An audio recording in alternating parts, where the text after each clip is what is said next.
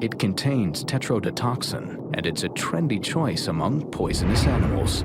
Pufferfish and cone snails use it too. The poison is made by bacteria living in their saliva glands. And it packs a powerful punch against prey and, when necessary, predator.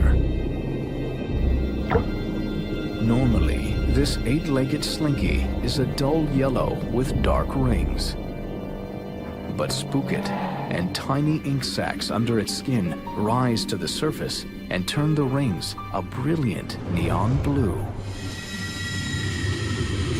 A vibrant warning: to play with this fella at your own risk.